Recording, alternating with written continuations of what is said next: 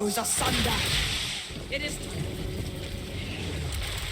So yesterday I uploaded this video called Anti-Player Bias is Getting Absurd, and it actually generated quite a lot of really good discussion here.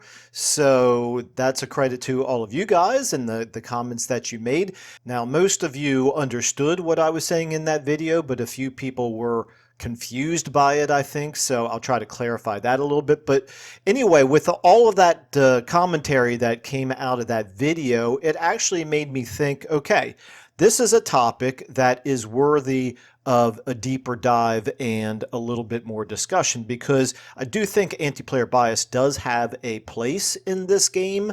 So what I want to do in this video is I want to talk a little bit about how anti-player bias works in the game currently, and then a little bit more about maybe how it should work, how it should be changed, if at all. So the first thing that I want to do, though, is I just want to clarify some of the confusion about yesterday's video. Some people seem to interpret that I was complaining about the extra difficulty or something about Arbal declaring war on me. Just a really quick recap. What happened is I was playing as Aislinn, and of course, as Aislinn, you start out all the way down on a tiny little island archipelago in the middle of nowhere, and then for no particular reason, at a certain turn, Arbal, who is located about as far away from Aislinn on the map as you can possibly be, decided to declare war on me. Now, I did point out in the video that I understand from a diplomatic relations standpoint, obviously Arbal is not going to like the High Elves, and so it's not so much a completely doesn't make any sense that he would declare war on the High Elves. The thing that doesn't make sense is he probably has never even heard of me. I'm about as far away from him on the map as can possibly be, so I certainly am I'm not threatening his empire, but more importantly, there's nothing he can do by declaring war on me. He doesn't have the access to a sea lane to get to me like I could actually probably get to him much quicker. But yeah, anyway, it's just funny that out of everybody, Arbal doesn't have any wars going on. He is, however, surrounded by some factions that he normally would go to war against and he can take territory from. And he thinks to himself, who do I want to go to war against? I know the one person in this world that I just can't stand is this high elf who's on an island on the other side of the universe from me. So that's what I found so amusing. And again, obviously the reason why the game does that is because of anti-player bias. And just to clarify now, let's go ahead and talk about how anti-player bias works in this game and then get into how it should work. And again, this is where I'm going to want some ideas from you guys as well, because I have my own thoughts on this. But one thing I learned from the comments in yesterday's video is that a lot of you guys have some pretty good thoughts as well that make me think about this in different ways that I hadn't really considered before. But anyway, so when we're talking about anti-player bias, it really breaks down to there's two different aspects to it, right? The first aspect is the declaration of war itself, and that's what the video yesterday was all about. I wasn't too worried that Arbal is actually going to do anything to me because he can't. But although we'll get into that in just a minute. But so there's the declaration of war itself. And then secondly, there's, okay, how do they act upon that war once it's broken out? So the first thing is, does it make any sense the way that factions currently declare war on each other?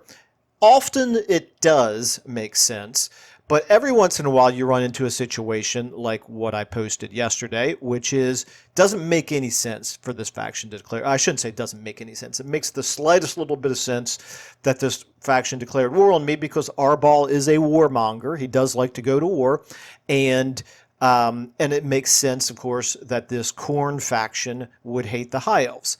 Beyond that, it doesn't make any sense because of all the different High Elf factions he could have declared war on, we're probably as far away from him as any of them.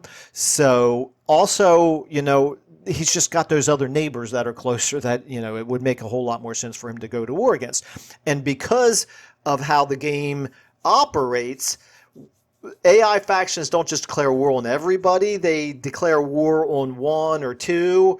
But then it does decrease, right? It diminishes. I don't know exactly how the game mechanics work, but once he's in a war, he's less likely to start new wars. And sometimes you'll see them start multiple wars, but it does seem like it scales down, right? So they don't literally declare war on every faction in the game that they have bad relations with, because obviously it would be really, really terrible AI to do that, to just keep declaring war on, more and more enemies at the same time.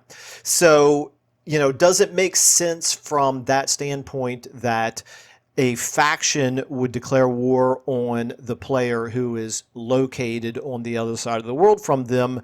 Probably not. If they really want to expand, does it? They're less likely to be able to expand because now they've kind of shot their wad on this faction that they can't actually really effectively do anything against, and now they're not going to be declaring war on anybody else, and so they're just kind of sitting there, not at war with any of their neighbors, and they're not expanding. So there's that aspect of it. That's just the war declaration part. But then there is the second and probably much more important part of it, which is, okay, I'm at war now with, let's say, the AI, am at war with the player who is not one of my neighbors. But I do have neighbors that it does make sense for me to go to war against. But what I'm going to end up doing, or maybe I even already am at war with some of my neighbors, but what ends up happening is the AI decides they're going to send all their armies, or at least their strongest armies, or the majority of their military strength, towards the player, and they're going to ignore the more pressing issues that they have internally. And so it doesn't happen all the time, but it quite often will happen where you see the AI is actually hamstringing themselves. They're actually doing damage to themselves because they are, number one, not defending their own territory properly, and number two, they're not expanding against their neighbors in a way that would be good for them in order to grow their empire, but instead they're marching through neutral territory or even other enemy territory, but ignoring those enemies on their way to the player. It's just a very suboptimal way to wage war. And we've all seen, the AI march ridiculous distances, sometimes going through attrition on the way there, ignoring everybody else on their way over, and then they get to the player, and the player has plenty of time to react to it and wipes out their armies or whatever. Or sometimes sometimes it takes the player by surprise, and it's just a frustrating experience for that reason. But in any case, it's a very suboptimal way for a faction to wage war.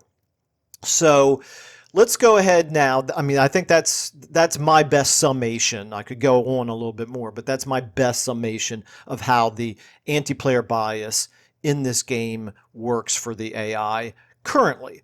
So to me, what you end up having are some wars that don't really make sense and are suboptimal, but then also the way that they wage war is also suboptimal for them as well. And as I've said before, I don't want to go too far down this rabbit hole in this video, but some of us, myself included, don't like arbitrary difficulty in the game. We prefer what I call organic difficulty, which is basically the factions that you're fighting against behave intelligently. And, in every game, as you, the player, are growing your empire, there are also other AI factions that are being successful as well. And as you grow, they naturally turn into enemies. And that's where the challenge in the campaign comes from, is that the AI factions, some of them are growing in power and end up becoming your biggest challenge as you get into, let's say the mid game. So that's my preferred way. Almost all the mods that I use are trying to accomplish that. Some of them are pretty good at it, quite frankly. But to me, that's just a better sense of challenge in the campaign than arbitrarily doing things like throwing a lot of buffs on the AI, although granted they need some, or the way that the anti-player bias works right now, or having the in-game crisis, or things like that. Those to me just feel like arbitrary ways to introduce additional challenge into the game. I understand that the AI probably needs them, however. So let's talk about then about, is there a better way to do it? And there's a lot of different comments that I thought were pretty good comments in yesterday's video, but I'm going to pick one here because I think it's probably the most succinct in terms of addressing sort of the heart of the issue. So the comment that is made, this is by Charlie Strife01, so thank you, Charlie Strife, for your comment. He mentions, playing Techless at the moment where I teleported to Ulthuan. Turn 60, I had Throg and Wulfric declare war on me. They had 7 armies. They sent all the way to my little Ulthuan. They are currently traveling through Empire territory just to reach me. The Empire isn't even declaring war on them or anything, and they absolutely despise each other when I check diplomacy.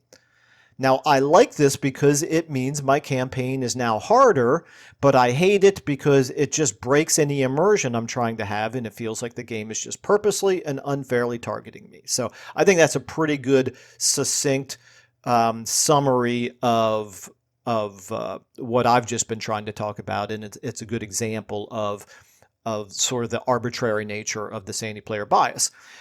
So anyway, my response to that, by the way, is I think that he's exactly correct. I like the extra challenge that the anti-player bias provides. I hate the unrealistic and immersion breaking aspect of it, however. So I guess the question really becomes, is there a way to have some anti-player bias that does accomplish the additional challenge, but it doesn't feel quite so immersion breaking? And I think we're probably going to have differing opinions on that. I think some people are going to say it's okay for it to be unrealistic because the game needs the additional challenge. And then I think there's going to be other people who feel the opposite way about it. And I'm not exactly sure. I'm kind of somewhere in the middle. I understand the game needs a little bit of anti-player bias. I do want the AI to provide a challenge. I do, at the same time, really regret how immersion breaking it is to see these situations where, you know, the AI enemies that are just completely, you know, they hate each other. They should be at war with each other, but because of anti-player bias, they're ignoring all of their old rivalries to completely focus on the player. And in some cases you see that it's almost like factions that should be enemies with one another are actually working cooperatively against the player. I had a campaign that I posted some videos on a few months back where I was playing as the Beastman. I was playing as Torox, and I watched as Malekith and Elithanar coordinated to both go after me, completely ignoring the fact that they hate each other. They're arch enemies, and instead they are focused entirely on me. And and not only not going to war with each other, but almost seemingly working like allies. So it's just immersion breaking when you see that. So what's the solution to that? Well, I think some of you have some pretty good ideas. I know a lot of you are way smarter than I am and can think through some of this stuff and make better suggestions than I can. I have some of my own thoughts, but I really want to open this up to you guys. But what I will say is, many of you have already recommended some mods that you think help with this, and I'm looking forward to trying some of these out. One of the mods that I'm going to try out is this Loreful Strategic Threat.